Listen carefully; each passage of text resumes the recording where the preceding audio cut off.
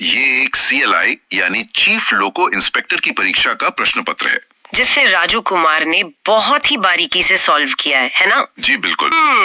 देखा जाए तो ये प्रश्न पत्र एक तरह से एक खिड़की है। ये हमें दिखाता है कि रेलवे अपने सबसे वरिष्ठ अधिकारियों से किस स्तर की तकनीकी दक्षता की उम्मीद करता है। एकदम सटीक बात है। और यहाँ आगे बढ़ने से पहले मैं एक बहुत जरूरी घोषणा कर दूं। जी बिल्कुल। अगर किसी को रेलवे के इन जटिल तकनीकी सवालों, इंजनों के काम करने के तरीके और संचालन के नियमों को और भी अधिक गहराई से समझना है तो YouTube पर loco study by Raju Kumar channel को जरूर सब्सक्राइब करना चाहिए। हाँ, वो चैनल रेलवे ऑपरेशंस के ज्ञान का एक अनमोल खजाना है। बिल्कुल है। तो राजू कुमार के एनालिसिस में जो 56वें नंबर का प्रश्न था वो यात्रियों की सुविधा और ट्रेन रोकने से जुड़ा है। इंजन स्टॉप बोर्ड वाला प्रश्न है ना? हाँ, इसमें पूछा गया था कि प्लेटफॉर्म पर ट्रेन रोकने के लिए इंजन स्टॉप बोर्ड कितनी दूरी पर लगाया जाता है। ऑप्शन थे 10 मीटर, 15 मीटर, 20 मीटर और 30 मीटर। तो राजू कुमार के अनुसार इसका सही जवाब है ऑप्शन बी, 15 मीटर। बिल्कुल। और ये 15 मीटर कोई हवा में तीर नहीं है। अच्छा, तो इसके पीछे क्या लॉजिक है? देखिए, जब भारी ट्रेन प्लेटफॉर्म पर आती है तो लोको पायलट को ब्रेक लगाने के लिए एक रेफरेंस पॉइंट चाहिए होता है। ये 15 मीटर का बफर जोन ये पक्का करता है कि ट्रेन के सभी डिब्बे प्लेटफॉर्म के सुरक्षित हिस्से में आ जाए। मतलब अगर दूरी कम ज्यादा कर दी तो पीछे के डिब्बे प्लेटफॉर्म से बाहर रह जाएंगे। सही कहा। और यात्रियों को उतरने में खतरा हो सकता है। क्या बात है, हर चीज का गणित तय है। चलिए अब 57वें प्रश्न पर आते हैं जो सिग्नलिंग की दुनिया से है। इसमें 2 एस्पेक्ट सिग्नलिंग टेरिटरी में इस्तेमाल होने वाले डिस्क टाइप शंट सिग्नल के बारे में पूछा गया था। हाँ, कि रात के समय ये सिग्नल कौन सी 2 लाइटें दिखाता है। बिल्कुल। और ऑप्शंस में कई रंग थे, लेकिन सही उत्तर है ऑप्शन सी, लाल और हरी लाइट। मुझे यहाँ ये 2 एस्पेक्ट शब्द थोड़ा तकनीकी लग रहा है। इसका क्या मतलब है? एस्पेक्ट का सीधा मतलब है सिग्नल की स्थिति। 2 एस्पेक्ट का मतलब है इस सिस्टम में बस 2 ही निर्देश होते हैं, या तो रुकिए या आगे बढ़िए। मतलब कोई कंफ्यूजन नहीं? बिल्कुल नहीं। शंटिंग में ट्रेन के डिब्बों को बहुत कम गति पर जोड़ा या अलग किया जाता है। लाल मतलब खतरा, रुक जाएं, और हरी मतलब रास्ता साफ है। तुरंत फैसले लेने के लिए पीली लाइट का झंझट ही नहीं रखा। स्पष्टता ही सुरक्षा है। और तुरंत फैसले की बात करें तो 58वां प्रश्न तो सच में डरा देने वाला है। EMU स्टॉक में आग लगने वाला प्रश्न। हाँ, मान लीजिए किसी लोकल ट्रेन या EMU में आग लग जाती है। एक आम इंसान तो सोचेगा कि भाई तुरंत ब्रेक लगाओ। ऑप्शंस में भी एक विकल्प यही था, लेकिन सही जवाब है ऑप्शन बी। मतलब सीधे ब्रेक लगाने से पहले सर्किट ब्रेकर बंद करना और पेंटोग्राफ नीचे करना। हाँ, अब ये थोड़ा अजीब नहीं है? आग लगी है और आप पहले पेंटोग्राफ नीचे कर रहे हैं। यहाँ बात सच में बहुत दिलचस्प हो जाती है। देखिए, ट्रेन के ऊपर जो पेंटोग्राफ होता है वो सीधे 25,000 वोल्ट की हाई टेंशन लाइन से जुड़ा होता है। बाप रे, 25,000 वोल्ट? बिल्कुल। अगर इंजन में आग लगी है और आपने बिना बिजली काटे जोरदार ब्रेक लगा दिए तो भयंकर शॉर्ट सर्किट हो सकता है। आग पलक झपकते ही पूरी ट्रेन में फैल जाएगी। ओह, तो पेंटोग्राफ नीचे करने से इंजन का पावर तुरंत कट जाता है? मतलब ये तो वैसा ही हुआ कि घर के टीवी में आग लगे तो हम पानी डालने के बजाय पहले मेन स्विच बंद करते हैं। एकदम सटीक उदाहरण दिया आपने। बिना बिजली काटे आग बुझाना मतलब तबाही को न्योता देना। कमाल है। चलिए अब सुरक्षा से आगे बढ़कर 59वें प्रश्न पर चलते हैं। ये लोकोमोटिव इंजीनियरिंग और बोगी अरेंजमेंट के बारे में है। हाँ, CO-CO यानी कोको बोगी अरेंजमेंट। जी, सवाल था कि किस लोकोमोटिव में कोको बोगी अरेंजमेंट नहीं होता। विकल्प थे WAG9, WAP4, WAP5 और WAP7। सही जवाब है ऑप्शन सी, WAP5। बिल्कुल, क्योंकि WAP5 में बोबो टाइप का अरेंजमेंट होता है। अब ये कोको और बोबो क्या है? आम लोगों के लिए तो ये बस मजेदार नाम लग रहे हैं। ये असल में एक्सेल और मोटर की व्यवस्था के कोड है। WAP5 इंजन में बोबो बोगी होती है, मतलब 2 बोगियां और हर बोगी में 2 एक्सेल और 2 मोटरें, कुल 8 पहिए। अच्छा, तो ये हल्का होता होगा? हाँ, इसी वजह से ये शताब्दी या गतिमान एक्सप्रेस जैसी ट्रेनों को 160 की रफ्तार से दौड़ा सकता है। और कोको क्या करता है फिर? कोको टाइप में 3 एक्सेल और 3 मोटरें होती हैं हर बोगी में, मतलब कुल 12 पहिए। ज्यादा पहिए यानी पटरियों पर बेहतर पकड़। ये मालगाड़ियों या 24 डिब्बों वाली भारी यात्री ट्रेनों को खींचने के लिए होते हैं। मतलब ये पूरा खेल स्पीड और खींचने की ताकत का है। बेहतरीन इंजीनियरिंग। अब अचानक से 60वां प्रश्न तकनीकी दुनिया से निकालकर सीधे रेलवे के कड़े प्रशासनिक नियमों में ले जाता है। हाँ, इसमें पूछा गया था कि कॉमन प्रोसीडिंग्स के लिए कौन सा नियम लागू होता है, और सही जवाब है ऑप्शन सी, नियम 13। अब एक लोको इंस्पेक्टर को ये धाराएं क्यों रटनी पड़ रही हैं? देखिए, रेलवे बहुत बड़ा ढांचा है। मान लीजिए कोई सिग्नल तोड़ा गया और उसमें लोको पायलट और गार्ड दोनों की गलती लग रही है, तो क्या दोनों पर अलग अलग मुकदमा चलाएंगे? नहीं ना। नियम 13 प्रशासन को अधिकार देता है कि एक ही घटना में शामिल सभी लोगों पर संयुक्त कार्यवाही हो। इससे समय बचता है। समझ गया। समय की बर्बादी रोकना बहुत जरूरी है। और समय से ही जुड़ा है 61वां सवाल। प्रश्न था कि सेक्शनल रनिंग टाइमिंग WTT यानी वर्किंग टाइम टेबल के किस हिस्से में दर्ज होती है? हाँ, और इसका उत्तर है अपेंडिक्स 4। बिल्कुल, ऑप्शन सी। ये अपेंडिक्स 4 क्या होता है? WTT हर डिवीजन की बाइबल होती है। अपेंडिक्स 4 तय करता है कि 2 स्टेशनों के बीच ट्रेन को असल में कितना समय लगना चाहिए। लोको पायलट इसी के हिसाब से ट्रेन की स्पीड प्लान करते हैं, ताकि ट्रैफिक जाम ना हो। सही है। अब 62वां प्रश्न देखकर तो मुझे हंसी आ गई। ये प्रश्न सीधे तौर पर पावर पॉइंट से जुड़ा था। हाँ, नई स्लाइड जोड़ने का शॉर्टकट पूछा था ना? जी, विकल्प थे Ctrl+N, Ctrl+M वगैरह। सही जवाब है ऑप्शन बी, Ctrl+M। मतलब रेलवे अधिकारी को ट्रेन के साथ साथ प्रेजेंटेशन भी दौड़ानी आनी चाहिए। हाँ बिल्कुल। आज का रेलवे पूरी तरह डिजिटल है। इंस्पेक्टर को दुर्घटना की रिपोर्ट बनानी होती है, अधिकारियों को डेटा दिखाना होता है, तो बेसिक कंप्यूटर स्किल्स तो अनिवार्य है। और डिजिटलाइजेशन तो हर जगह है।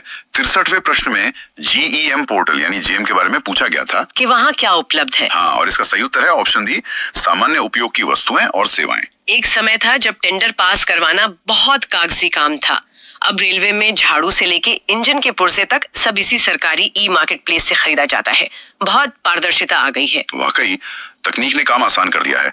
लेकिन 64वें प्रश्न ने मुझे सोचने पर मजबूर कर दिया। यह प्रकृति से जुड़ा है। डीजल के पोर पॉइंट वाला सवाल। हाँ, पूछा गया था कि डीजल का पोर पॉइंट क्या दर्शाता है। राजू कुमार के अनुसार उत्तर है ऑप्शन बी, वह न्यूनतम तापमान जिस पर डीजल बहना बंद कर देता है। मतलब क्या डीजल भी बर्फ की तरह जमता है? यहाँ सबसे दिलचस्प बात यह है कि डीजल में पैराफिन वैक्स यानी मोम के कुछ तत्व होते हैं। अच्छा। हाँ, जब कश्मीर जैसी जगहों पर तापमान बहुत गिर जाता है तो ये वैक्स जमने लगता है। डीजल गाढ़ा होकर पाइप में ही फंस जाता है। बाप रे, फिर तो इंजन ही बंद पड़ जाएगा बीच रास्ते में। बिल्कुल। इसीलिए सर्दियों में उत्तर भारत के लिए ऐसा खास डीजल सप्लाई होता है जिसका पोर पॉइंट बहुत कम हो, ताकि वो 0 डिग्री पर भी बहता रहे। क्या बात है, मौसम के हिसाब से ईंधन भी बदल जाता है। अब 65वें प्रश्न पर आते हैं, ऑक्सिलरी कन्वर्टर के बारे में। इसका इनपुट वोल्टेज पूछा गया था। और इसका जवाब है ऑप्शन ए, 1000 वोल्ट AC। हाँ, तो ये कन्वर्टर करता क्या है? ऊपर तार से 25,000 वोल्ट आता है, इंजन उसे 1000 वोल्ट में बदलता है, लेकिन अंदर की छोटी मशीनें इस पर नहीं चल सकती। तो ये कन्वर्टर उसे और कम करता है? जी, ये कन्वर्टर उस 1000 वोल्ट को 415 वोल्ट के 3 फेज आउटपुट में बदल देता है, जिससे इंजन के बड़े पंखे, एयर कंप्रेसर जिससे ब्रेक लगते हैं, वो सब चलते हैं। मतलब ये फेल हुआ तो ब्रेक फेल, बहुत क्रिटिकल है। इसी तरह 66वां प्रश्न है जो DC लिंक में ओवर वोल्टेज सुरक्षा के बारे में है। उत्तर है ऑप्शन ए, MUB यानी ओवर वोल्टेज प्रोटेक्शन चॉपर। ये कैसे काम करता है? जब भारी ट्रेन ब्रेक लगाती है ना, तो वो गतिज ऊर्जा को वापस बिजली में बदलती है। कभी कभी वोल्टेज अचानक बढ़ जाता है। ये MUB सिस्टम एक स्पंज की तरह है। ये उस एक्स्ट्रा बिजली को सोख लेता है ताकि इलेक्ट्रॉनिक्स ना जलें। कमाल है। और बिजली की इसी समझ को 67वें प्रश्न में भी परखा गया है। WAG-9 और WAP-7 इंजनों की ट्रैक्शन मोटर फ्रीक्वेंसी पूछी गई है। हाँ, और इसका सही जवाब है ऑप्शन बी, 65 हर्ट्ज। हमारे घरों में तो 50 हर्ट्ज आती है ना? बिल्कुल, लेकिन ये आधुनिक मोटरें वेरिएबल फ्रीक्वेंसी ड्राइव पर काम करती हैं। इंजन की स्पीड इसी फ्रीक्वेंसी को कम ज्यादा करके कंट्रोल होती है। 65 हर्ट्ज वो आदर्श रेट है जिस पर मोटर सबसे अच्छी तरह काम करती है। समझ गया। अब इन बड़ी मशीनों के लिए औजार भी खास होते होंगे। 68वां प्रश्न एक बुनियादी औजार पर है, एलिन की। पूछा गया था कि इसका उपयोग कहाँ होता है? इसका उत्तर है option D, socket head bolt के लिए। हाँ, तो नॉर्मल रिंच या पाना क्यों नहीं यूज करते? इंजन के निचले हिस्से में जगह बहुत कम होती है, वहाँ पाना घुमाना मुमकिन ही नहीं है। सॉकेट हेड बोल्ट में बाहर कोई सिर नहीं होता, बल्कि अंदर एक खांचा होता है। एलिन की उस संकरी जगह में घुसकर उसे खोल देती है। छोटी सी चाबी, बड़ा काम। अब 69वें प्रश्न पर आते हैं। ये पूरे पेपर का शायद सबसे कॉम्प्लेक्स सवाल है। WAP-4 इंजन में QD1 रिले की सेटिंग पूछी गई थी। ऑप्शन जवाब है ऑप्शन ए, 12580 एम्पियर। अब ये QD रिले क्या बला है और ये 2 अलग नंबर क्यों हैं? इसे समझने के लिए थोड़ा विजुअलाइज करते हैं। QD का मतलब है करंट डिफरेंशियल रिले। कई बार पटरियों पर ओस या बारिश की वजह से इंजन का कोई एक पहिया अपनी ही जगह पर तेजी से फिसलने लगता है, ट्रेन आगे नहीं बढ़ती। जैसे कीचड़ में कार का पहिया फंस जाता है। बिल्कुल वैसे ही जब पहिया ऐसे बिना लोड के घूमता है ना, तो उस मोटर का करंट अचानक कम हो जाता है। ये रिले सब मोटरों के करंट पर नजर रखता है। तो जैसे ही करंट में अंतर आता है, जैसे ही किसी मोटर में करंट का अंतर 125 एम्पियर तक पहुंचता है, यह रिले खतरे को भांपकर पिकअप हो जाता है। और फिर ये करता क्या है? यह खुद ब खुद इंजन की पावर कम कर देता है और पहियों पर बालू गिराता है ताकि ग्रिप बने। जब फिसलना बंद हो जाता है और अंतर 80 एम्पियर पर आ जाता है तो रिले ड्रॉप हो जाता है। सब नॉर्मल। मतलब ये सिस्टम इंसान से भी ज्यादा तेज सोच रहा है। 70वां प्रश्न भी कुछ ऐसे ही खतरे को भांपने वाले सिस्टम पर है। TMDDS का फुल फॉर्म पूछा गया था। हाँ, option B, traction motor dropping detection system. Traction motor का ड्रॉप होना, ये तो बहुत डरावना लग रहा है। सच में डरावना है। इंजन के नीचे भारी मोटरें लटकी होती हैं। अगर कोई मोटर अपने माउंट से टूटकर पटरी से टकरा जाए, अबे, तब तो पूरी ट्रेन पलट जाएगी। बिल्कुल। TMDDS एक सेंसर है। मोटर के हल्का सा भी नीचे खिसकने पर यह सेकंड के 1000वें हिस्से में एक्टिवेट होता है, तुरंत बिजली काटता है और फुल इमरजेंसी ब्रेक लगा देता है। रक्षक है ये तो। चलिए अब सेक्शन 5 पर चलते हैं, जो कोच और नियमों पर है। 71वें प्रश्न में ICF कोच की बोगी का व्हील बेस पूछा गया था। विकल्प थे और सही जवाब है ऑप्शन ए 2896 मिलीमीटर। हाँ, व्हील बेस मतलब एक ही बोगी के 2 एक्सल के बीच की दूरी। तो ये इतना स्पेसिफिक क्यों है? 2900 क्यों नहीं रख दिया? देखिए, अगर दूरी ज्यादा होगी तो ट्रेन घुमावदार पटरियों पर मुड़ नहीं पाएगी, कम होगी तो हाई स्पीड पर डगमगाएगी। ये 2896 mm भारतीय पटरियों के लिए एकदम परफेक्ट बैलेंस है। इंजीनियरिंग का स्वीट स्पॉट। लेकिन मशीनें कितनी भी अच्छी हों, चलाते तो इंसान है। 72वां प्रश्न लोको पायलट की खराब इंजन मैनशिप से जुड़ा है। इंजन फेल होने पर क्या दंड मिलता है? इसका सही जवाब है ऑप्शन ए, पहली बार में पास और PTO 1 वर्ष के लिए बंद। हाँ, काफी सख्त सजा है। जरूरी भी है ना। एक इंजन फेल होने से पीछे की दर्जनों ट्रेनें रुक जाती हैं। ये सजा याद दिलाती है कि कॉकपिट में बैठा इंसान जिम्मेदारी को हल्के में ना ले। बिल्कुल। और दुर्घटना हो जाए तो 73वें प्रश्न में पूछा है कि मेडिकल वैन या ART के लिए इंजन और क्रू की व्यवस्था कौन करता है? उत्तर है ऑप्शन सी, PCR। PCR मतलब पावर कंट्रोलर। एक्सीडेंट के समय शुरुआती कुछ घंटे बहुत क्रिटिकल होते हैं। कंट्रोल रूम में बैठे इसी इंसान को पता होता है कि कौन सा इंजन कहाँ खड़ा है, वही तुरंत राहत कार्य के लिए पावर भेजता है। अब 74वां प्रश्न स्टेशन के रोजमर्रा के काम से है। अगर स्टेशन पर शंटिंग स्टाफ नहीं है तो शंटिंग कौन करवाएगा? सही जवाब है ऑप्शन ए, स्टेशन मास्टर। छोटे स्टेशनों पर स्टेशन मास्टर ही कैप्टन होता है। ये उसकी जिम्मेदारी है कि ट्रेन के डिब्बे सुरक्षित जुड़े। और अगर इंजन का एक्सल बॉक्स बेयरिंग सीज हो जाए, यही 75वां प्रश्न है कि ऐसे में इंजन को शेड तक किस स्पीड से ले जाएंगे? ऑप्शन डी, 15 से 20 किलोमीटर प्रति घंटा। इतनी कम क्यों? बेयरिंग जाम होने पर धातु आपस में रगड़ खाती है, इसे हॉट बॉक्स कहते हैं। तेज चलाएंगे तो घर्षण से आग लग सकती है या एक्सल टूट सकता है, इसलिए घिसटते हुए ले जाते हैं। समझ गया। अब हम 76वें से 78वें प्रश्न पर आते हैं। ये तीनों LHV कोच के मानकों पर हैं। मैं एक एक करके पढ़ता हूँ। जी बताइए। 76वां प्रश्न था कि ब्रेक पैड की न्यूनतम मोटाई कितनी होनी चाहिए? सही जवाब है ऑप्शन सी, 7 मिलीमीटर। 77वां था फ्लैंज शार्पनेस की लिमिट। उत्तर है ऑप्शन ए, 5 मिलीमीटर। और 78वां था ब्रेक डिस्क का व्यास, जिसका जवाब है ऑप्शन सी, 640 मिलीमीटर। मतलब ये मिलीमीटर के आंकड़े सुरक्षा के लिए इतने अहम है। बहुत अहम। 640 mm की विशाल डिस्क 130 की रफ्तार पर ट्रेन रोकने के लिए डिजाइन है, और पहिए का फ्लैंज अगर घिसकर 5 mm जितना पतला और चाकू जैसा हो जाए तो वो पटरी को काट सकता है और ट्रेन डिरेल हो सकती है। इसलिए इन सीमाओं पर आते ही पुर्जे बदल दिए जाते हैं। कोई रिश्वा प्रश्न, एक राजपत्रित अधिकारी को कितने PTO मिलते हैं? सही उत्तर है ऑप्शन ए, 4 PTO। जी, प्रिविलेज टिकट ऑर्डर ये कर्मचारियों को रियायती टिकट बुक करने की सुविधा देता है। और अब इस पेपर का सबसे गंभीर 80वां सवाल, ब्रेथ एनालाइजर टेस्ट में अल्कोहल की कितनी मात्रा पर कर्मचारी को मेजर पेनल्टी दी जाती है? ऑप्शन थे 15, 20, 40 और 70। सही जवाब है ऑप्शन डी, 70 mg पर 100 ml। यहाँ रेलवे की जीरो टॉलरेंस नीति है। ड्यूटी शुरू और खत्म होने पर ब्रेथ टेस्ट अनिवार्य है। मतलब कोई भी छूट नहीं। बिल्कुल नहीं। थोड़ी सी भी शराब मिली तो तुरंत ड्यूटी से बाहर, लेकिन 70 mg से ऊपर मिला तो इसे अक्षम्य अपराध माना जाता है। सीधे नौकरी से बर्खास्त करने की कार्यवाही होती है। सही बात है, हजारों लोगों की जान से खिलवाड़ नहीं कर सकते। तो के प्रश्न 81 में एक बहुत ही खास स्थिति दी गई है। सवाल है कि WTT में 30 किलोमीटर प्रति घंटे की लूप लाइन स्पीड वाले स्टेशनों की जानकारी कहाँ उपलब्ध होती है? अच्छा, इसके ऑप्शंस क्या दिए गए हैं? इसके 4 ऑप्शन हैं। ऑप्शन ए है एनेक्शर सी, ऑप्शन बी है एनेक्शर डी, ऑप्शन सी है एनेक्शर ई या option D annexure F. Raju Kumar के सॉल्व किए गए पेपर के अनुसार इसका सही उत्तर ऑप्शन सी है, यानी एनेक्शर ई। लेकिन समझने वाली बात यह है कि एक लोको पायलट के लिए इस WTT और इस एनेक्शर ई का असल जिंदगी में क्या महत्व है? इसे ऐसे समझते हैं कि WTT मतलब वर्किंग टाइम टेबल। ये रेलवे संचालन का एक तरह से पवित्र ग्रंथ है। मतलब सब कुछ इसी के हिसाब से चलता है। बिल्कुल। जब कोई ट्रेन रात के घने अंधेरे में 100 किलोमीटर प्रति घंटे की रफ्तार से दौड़ रही होती है तो पायलट सिर्फ अपनी आंखों के भरोसे नहीं रह सकता। हाँ, विजिबिलिटी तो बहुत कम होती है रात में। सही कहा। और लूप लाइन वो अतिरिक्त ट्रैक होता है जहां ट्रेन को मेन लाइन से हटाकर खड़ा किया जाता है।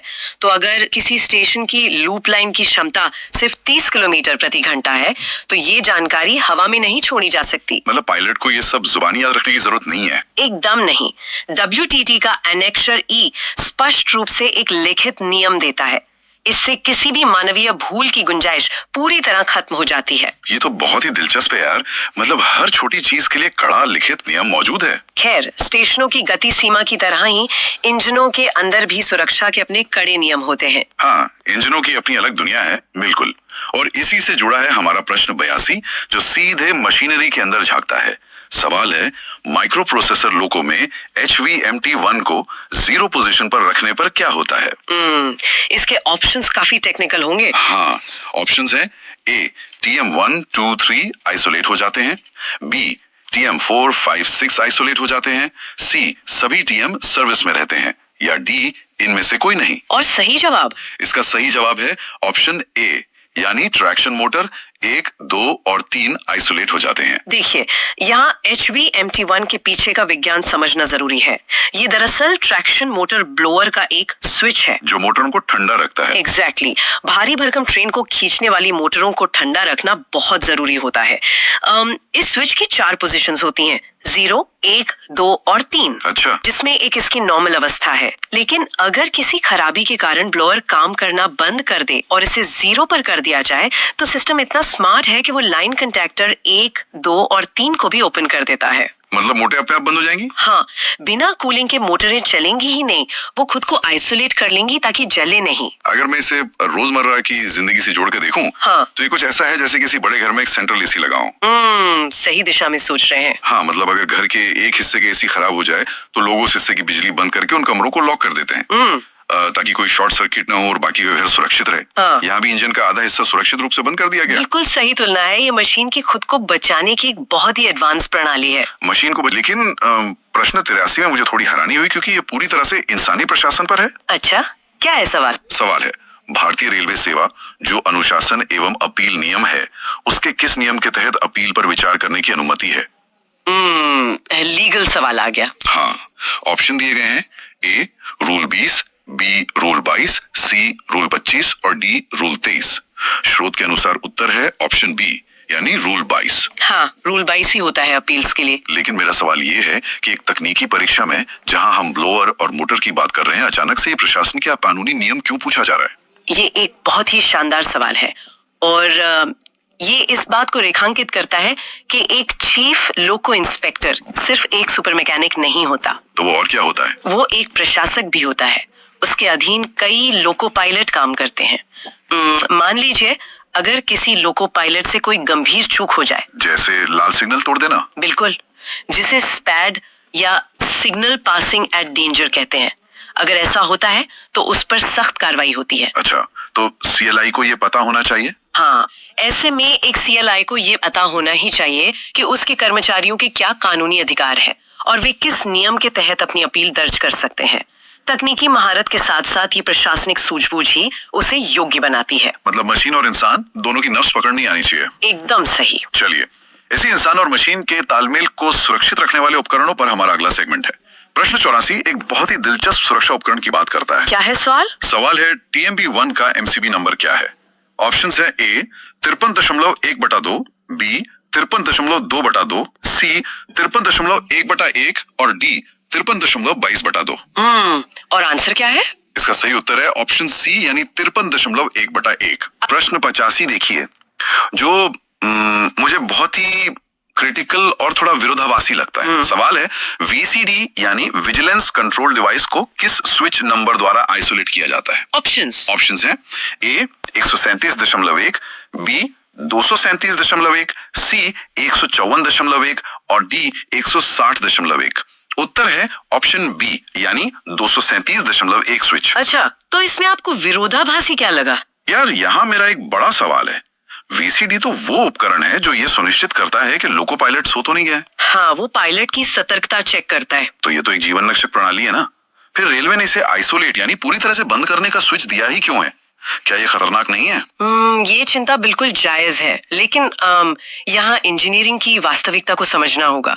मशीनें कभी भी धोखा दे सकती हैं। मतलब मशीन खराब हो जाए तो? मान लीजिए लोको पायलट पूरी तरह से सतर्क हैं, लेकिन VCD सिस्टम के इलेक्ट्रॉनिक सर्किट में कोई फॉल्ट आ गया और वो बार बार बिना वजह इमरजेंसी ब्रेक लगा रहा है। ओह, तब तो ट्रेन रुक जाएगी। बिल्कुल, ऐसी स्थिति में ट्रेन बीच जंगल में खड़ी हो जाएगी, जिससे पीछे से आ रही बाकी ट्रेनों के लिए भी खतरा पैदा हो जाएगा। इस आपातकालीन स्थिति के लिए पायलट को इसे बाईपास करने का विकल्प देना जरूरी है। तो क्या पायलट इसे अपनी मर्जी से कभी भी बंद कर सकता है? एकदम नहीं, सिस्टम में इसकी बहुत कड़ी लॉगिंग होती है, मतलब रिकॉर्ड रखा जाता है जिसकी बाद में जांच होती है। समझ गया, मतलब बचाव का एक आखिरी रास्ता होना जरूरी है, लेकिन पूरी जवाबदेही के साथ। सही समझे। और इसी जवाबदेही को रिकॉर्ड करने वाले एक उपकरण की बात प्रश्न 86 में की गई है। अच्छा, स्पीडोमीटर के बारे में है क्या? हाँ, सवाल है कि 3 फेज लोको में स्पीडोमीटर रिकॉर्डर किस कैब में होता है? ऑप्शंस हैं A cab 1, B cab 2, C machine room 1 और D मशीन रूम 2। स्रोत बताता है कि सही उत्तर है ऑप्शन B यानी कैब 2। ये बहुत रोचक है, क्योंकि स्पीडोमीटर तो दोनों ड्राइविंग केबिन में लगे होते हैं। कैब 1 और कैब 2 दोनों में? हाँ, ताकि पायलट स्पीड देख सके। लेकिन जो मेन यूनिट या रिकॉर्डर है, जो ट्रेन की हर हरकत का कच्चा चिट्ठा दर्ज कर रहा है, जिसे हम ब्लैक बॉक्स कह सकते हैं, बिल्कुल, वो कैब 2 के पीछे की दीवार पर सुरक्षित रूप से लगा होता है। वाह। अब आते हैं प्रश्न 87 पर, जो भौतिकी और ताकत का एक अद्भुत परीक्षण है। सवाल है SA9 टेस्टिंग के दौरान पैसेंजर लोको जो कि VAP4 है, वो लगभग कितने एम्पियर पर चलना चाहिए? इसके ऑप्शंस क्या है? ऑप्शंस हैं A 700 ampere, B 800 ampere, C 900 ampere और D 1000 एम्पियर। सही उत्तर है ऑप्शन D 1000 एम्पियर। देखिए, इस परीक्षण का विज्ञान बहुत ही शानदार है। SA9 इंजन का अपना स्वतंत्र ब्रेक होता है, जो सिर्फ इंजन पर लगता है। हाँ, जब पायलट इसकी टेस्टिंग करता है तो वो ब्रेक लगाकर इंजन को आगे बढ़ने की ताकत देता है। नियम ये कहता है कि जब करंट 800 एम्पियर तक पहुंचे, तब तक इंजन को अपनी जगह से 1 इंच भी नहीं हिलना चाहिए। मतलब ब्रेक इतने मजबूत होने चाहिए। बिल्कुल, ये साबित करता है कि ब्रेक पूरी तरह से कसकर काम कर रहे हैं। लेकिन जैसे ही करंट 1000 एम्पियर तक पहुंचे, इंजन को मूव कर जाना चाहिए। ये तो बिल्कुल एक रस्साकशी के खेल जैसा हो गया यार। रस्साकशी कैसे? मतलब एक तरफ ब्रेक अपनी पूरी ताकत से ट्रेन को रोक कर रखना चाहते हैं और दूसरी तरफ 1000 एम्पियर की भारी भरकम बिजली उसे आगे खींचना चाहती है। अगर 1000 एम्पियर पे इंजन उस ब्रेक को मात दे के आगे बढ़ जाता है, तो इसका मतलब है कि ब्रेक और मोटर की पावर का संतुलन एकदम सही है। एकदम परफेक्ट एनालॉजी है। यही इस परीक्षण का मुख्य उद्देश्य है कि दोनों प्रणालियां अपनी अपनी जगह पर पूरी तरह से सक्षम हों। और ये ताकत कहां से आती है? इसका सीधा संबंध हमारे अगले प्रश्न से है। प्रश्न 88 गियर रेशियो के बारे में है। Gear ratio? हाँ, सवाल है VAP7 लोकोमोटिव का गियर रेशियो कितना है? ऑप्शन A 23:58, B 21:58, C 20:72 या D 23:72। उत्तर है ऑप्शन C 20:72। गियर रेशियो किसी भी इंजन का चरित्र तय करता है। VAP7 एक पैसेंजर ट्रेन का इंजन है जिसे 20:72 के गियर रेशियो के साथ डिजाइन किया गया है। इसका मतलब क्या हुआ? इसका मतलब है कि मोटर से जुड़ा गियर छोटा है जिसमें 20 दांतें हैं और पहिए से जुड़ा गियर बड़ा है जिसमें 72 दांतें हैं। ये स्पीड और खींचने की ताकत के बीच एक बेहतरीन संतुलन बनाता है। और अगर मालगाड़ी हो तो? वहीं अगर हम मालगाड़ी के इंजन जैसे वैगन को देखें तो उसका गियर रेशियो 15:77 होता है, जो उसे स्पीड भले ही कम दे लेकिन खींचने की ताकत बहुत ज्यादा देता है। मतलब हर काम के लिए एक अलग गियर सेटिंग। इसी गियर और मोटर की सुरक्षा से जुड़ा है प्रश्न 89। क्या है सवाल? सवाल है, यदि कोई शंटिंग कॉन्टैक्टर क्लोज अवस्था में अटक जाए तो क्या संकेत मिलेगा? ऑप्शन ए ऑटो रिग्रेशन होगा, बी ऑटो रिग्रेशन नहीं होगा, सी डीजे ट्रिप करेगा या डी डीजे ट्रिप नहीं करेगा। सही उत्तर है ऑप्शन ए यानी ऑटो रिग्रेशन होगा। Auto regression. अगर मैं इस ऑटो रिग्रेशन को आसान भाषा में समझूं तो ये बिल्कुल वैसा ही है जैसे आधुनिक कारों में इंजन को फटने से बचाने का सिस्टम होता है। अच्छा, वो कैसे? जैसे अगर कोई अपनी कार को पहले गियर में रखकर 100 की स्पीड पर भगाने की कोशिश करे तो इंजन खराब होने से बचाने के लिए कार का कंप्यूटर खुद ही स्पीड कट कर देता है। यहाँ ट्रेन भी ठीक वैसे ही कर रही है ना? वो अपनी पावर खुद कम करके अपनी रक्षा कर रही है। आपने बिल्कुल सही पकड़ा। अगर शंटिंग कॉन्टैक्टर अटका रह गया तो बहुत ज्यादा करंट बहने से मोटर तुरंत जल सकती है जी। इसलिए सिस्टम पायलट के एक्शन का इंतजार किए बिना खुद ही पावर को रिग्रेस यानी पीछे खींच लेता है। ट्रेन सच में बहुत स्मार्ट है, लेकिन ये स्मार्टनेस तभी काम आती है जब इसे चलाने वाला पायलट भी उतना ही सक्षम हो। बिल्कुल, ट्रेनिंग बहुत जरूरी है। और इसी क्षमता को मापने के लिए प्रश्न 90 में ग्रेडिंग की बात की गई है। सवाल है, यदि किसी CLI द्वारा लोको पायलट को 79 अंक दिए जाते हैं तो उसे किस श्रेणी में रखा जाएगा? ऑप्शन है A1, A2, B या C। और सही जवाब क्या है? स्रोत के अनुसार सही उत्तर है ग्रेड B, जो कि ऑप्शन सी में दिया गया है। यह प्रश्न हमें फिर से याद दिलाता है कि तकनीकी ज्ञान कैसे सीधे तौर पर ग्रेडिंग से जुड़ता है। एक लोको पायलट को ये सारे गियर रेशियो, एम्पियर के नियम और ऑटो रिग्रेशन के सिद्धांत कितने याद हैं, उसी आधार पर CLI उसे अंक देता है। तो ये सिर्फ थ्योरी नहीं है? बिल्कुल नहीं, ये सिर्फ एक नंबर नहीं है, ये इस बात का पैमाना है कि वो पायलट आपात स्थिति में कितने ठंडे दिमाग से सही फैसला ले सकेगा। सही बात है। और तकनीकी दक्षता की इसी कड़ी में प्रश्न 91 में एक और गियर रेशियो पूछा गया है। सवाल है, एडी करंट क्लच यूनिट का गियर रेशियो कितना है? इसके ऑप्शंस तो काफी करीबी होंगे। बहुत करीबी। ऑप्शन ए है 1:1.312, बी है 1:1.321, सी है 1:1.231 और डी है 1:1.213। बाप रे। हाँ, सही उत्तर है ऑप्शन ए यानी 1:1.312। ये बारीक डिटेल्स ही एक अच्छे पायलट की पहचान है। बिल्कुल। खैर, इन भारी भरकम मशीनों से निकलकर अब हम उस बारीक इलेक्ट्रिकल दुनिया में चलते हैं जो इस पूरे सिस्टम का दिमाग है। प्रश्न 92 है, CCINV फ्यूज की रेटिंग क्या है? ऑप्शन दिए गए हैं 16 एम्पियर, 35 एम्पियर, 10 एम्पियर या 6 एम्पियर। उत्तर है ऑप्शन डी 6 एम्पियर। ये बहुत ही ध्यान देने वाली बात है। हम 6000 हॉर्स पावर के एक विशाल का इंजन की बात कर रहे हैं और उसमें एक छोटा सा 6 एम्पियर का फ्यूज लगा है। हाँ, सोचकर ये अजीब लगता है। ये CCINV फ्यूज स्टैटिक कन्वर्टर वाले इंजनों में SIV यूनिट का हिस्सा होता है। SIV इंजन के कई सहायक उपकरणों को बिजली देता है। तो ये फ्यूज क्या करता है? ये छोटा सा फ्यूज इंजन के इस नाजुक इलेक्ट्रॉनिक दिमाग को किसी भी पावर सर्ज से बचाता है। मतलब एक छोटा सा 6 एम्पियर का सिपाही इतने बड़े किले की रक्षा कर रहा है। बिल्कुल ऐसा ही है। और इसी तरह का एक और सिपाही है जिसके बारे में प्रश्न 93 में पूछा गया है। सवाल है, Q48 रिले का संबंध किससे है? Option A LSP, B LSB, C LSRSI या डी LSSIT। उत्तर है ऑप्शन ए LSP। ये रिले भी बहुत खास है। स्रोत में जो जानकारी दी गई है वो तो सच में बहुत ही शानदार है। Q48 व्हील स्लिप का रिले है। मतलब जब भारी बारिश या ओस के कारण लोहे के पहिए लोहे की पटरी पर फिसलने लगते हैं तो ये रिले एक्टिव होकर LSP नाम का लैंप चलाता है। और सिर्फ लैंप नहीं जलाता, ये पटरियों पर रेत भी डालता है। एग्जैक्टली। अगर हम इसकी तुलना करें तो ये आधुनिक कारों के ट्रैक्शन कंट्रोल सिस्टम जैसा है। जब गीली सड़क पर अचानक ब्रेक लगाने से कार फिसलने लगती है तो सेंसर उसे भाप लेता है। हाँ, आजकल की कारों में होता है ये। बस फर्क इतना है कि ट्रेन में ये रिले एक्टिव होकर पहियों के नीचे रेत गिरा देता है ताकि घर्षण यानी फ्रिक्शन बढ़ जाए और ट्रेन बिना फिसले आगे बढ़ती रहे। भौतिकी का एक बहुत ही सरल लेकिन प्रभावी उपयोग। ये सुनिश्चित करता है कि हजारों टन का लोड खींचते समय पहियों की पकड़ पटरी पर बनी रहे। गति पर नियंत्रण की बात चली है तो प्रश्न 94 देखिए, यदि एचएसएम रोटरी स्विच पोजीशन 1 पर है तो लोको किस गति से कार्य करेगा? ऑप्शन ए 15 किलोमीटर प्रति घंटा, बी 60, सी 30 या डी नॉर्मल स्पीड। और आंसर है? उत्तर है ऑप्शन डी नॉर्मल स्पीड। स्रोत ये भी बताता है कि एचएसएम दरअसल शंटिंग मोड का स्विच है।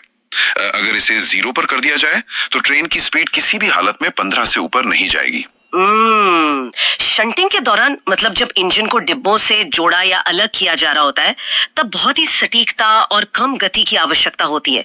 ये स्विच सुनिश्चित करता है कि मानवीय भूल के कारण भी गति सीमा पार न हो। मशीन की गति को तो हम स्विच से मैनेज कर लेते हैं, लेकिन इंसान को कैसे मैनेज किया जाए? इंसान को मतलब? ये सवाल प्रश्न 95 में है।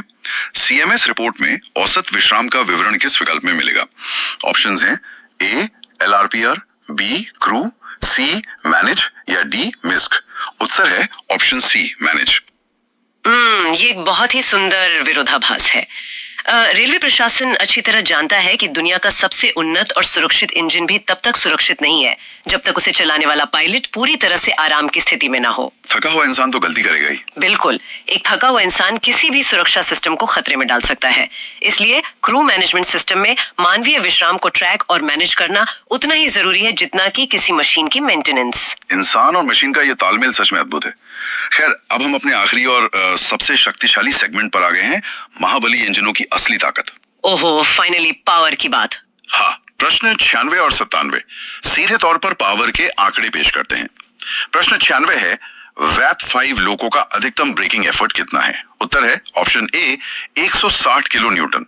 वैसे इसका ट्रैक्टिव एफर्ट 258 किलो न्यूटन होता है जी। और प्रश्न 97 है, वैग 9 लोको का अधिकतम ट्रैक्टिव एफर्ट कितना है? उत्तर है ऑप्शन बी 520 किलो न्यूटन। 520। हाँ, अब यहाँ एक सवाल उठता है, वैप 5 जो एक पैसेंजर इंजन है उसका ट्रैक्टिव एफर्ट 258 किलो न्यूटन है और वैग 9 जो एक मालगाड़ी का इंजन है उसका 520, सीधे दोगुने से भी ज्यादा। दोनों ही बिजली से चलते हैं, फिर इतना बड़ा अंतर क्यों?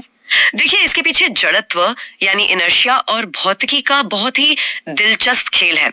पैसेंजर ट्रेन का कुल वजन अपेक्षाकृत कम होता है, लेकिन उसे बहुत तेज गति चाहिए होती है, तो उसे स्पीड के लिए ट्यून किया जाता है। हाँ, उसके गैर अनुपात और मोटर को इस तरह सेट किया जाता है कि वे गति दें।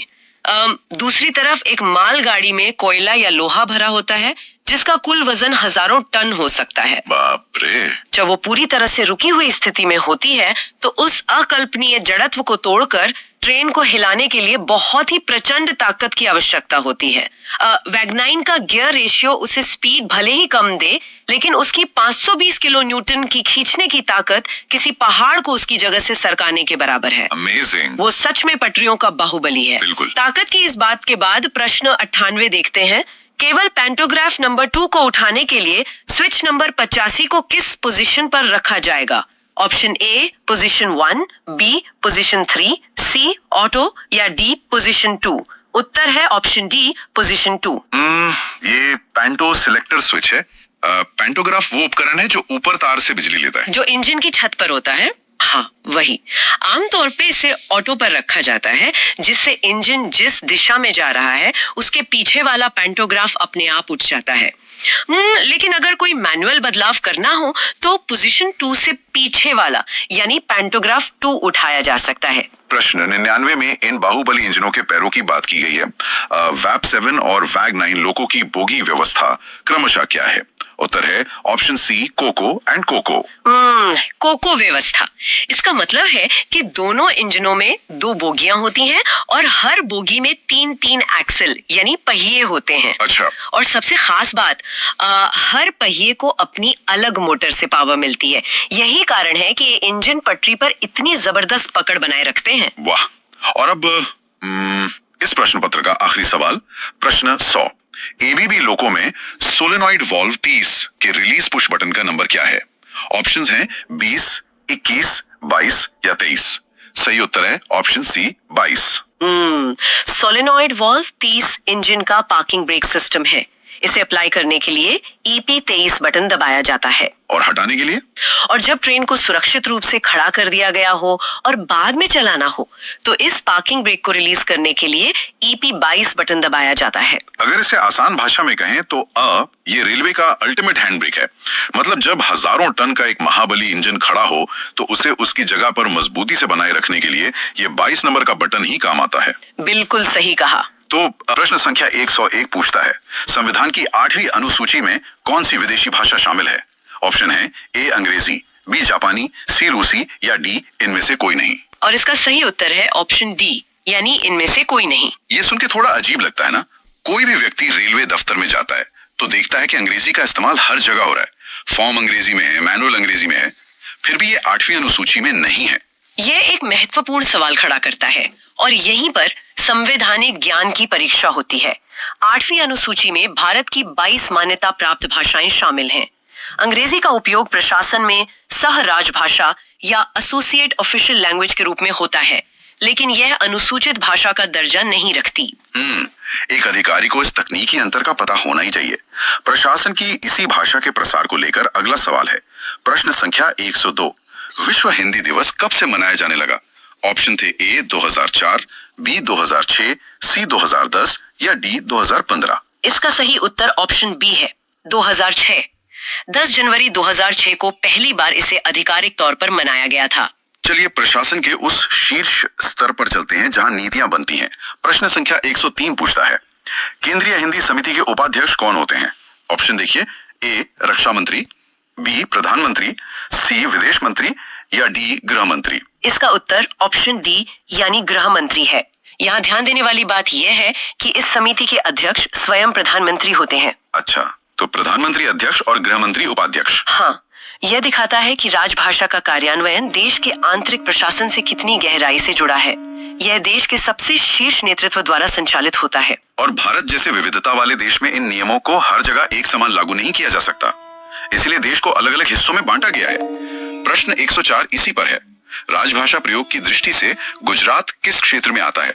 ऑप्शन है ए ख क्षेत्र यानी रीजन बी, बी क क्षेत्र यानी रीजन ए, सी ग क्षेत्र यानी रीजन सी या डी इनमें से कोई नहीं। सही उत्तर है ऑप्शन ए यानी रीजन बी।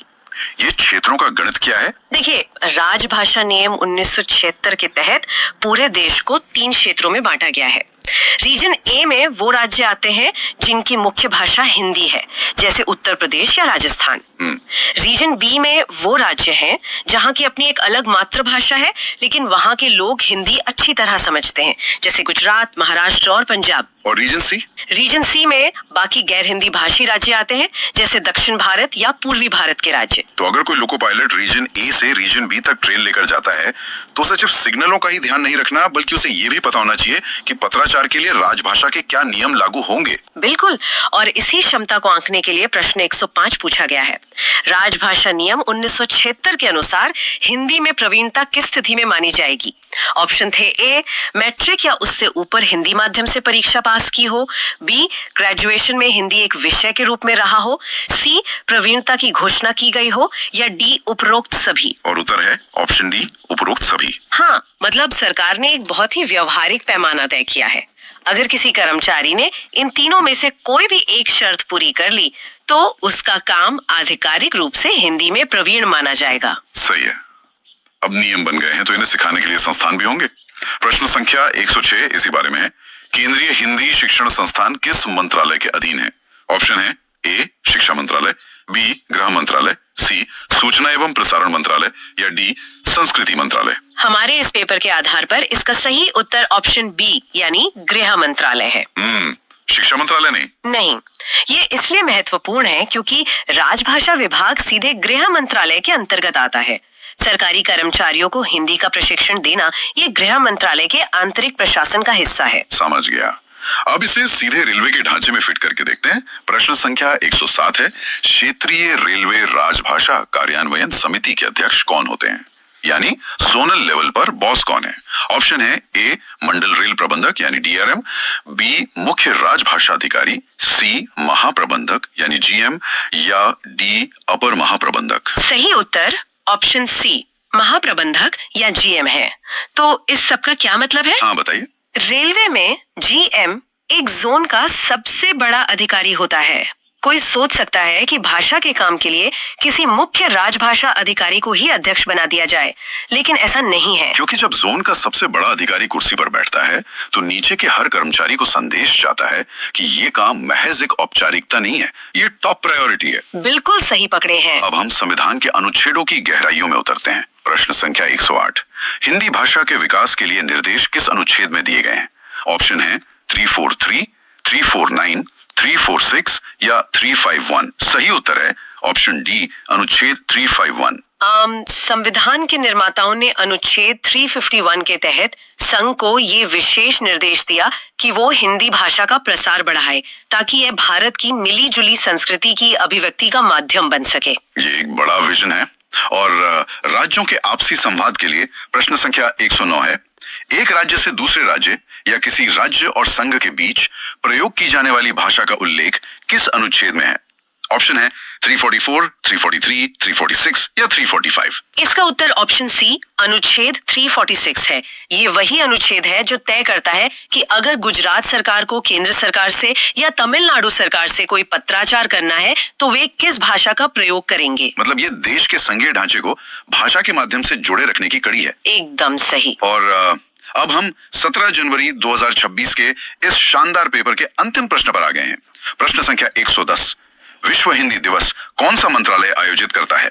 ऑप्शन है ए गृह मंत्रालय, बी विदेश मंत्रालय, सी शिक्षा मंत्रालय या डी संस्कृति मंत्रालय। पैटर्न देखा? हाँ बिल्कुल। प्रश्न 106 में हमने देखा था कि केंद्रीय हिंदी शिक्षण संस्थान गृह मंत्रालय के अंतर्गत आता है क्योंकि वह देश के आंतरिक कामकाज का हिस्सा है। हाँ, और विश्व हिंदी दिवस वह एक ग्लोबल इवेंट है जहां विदेशों में मौजूद भारतीय दूतावास भाग लेते हैं।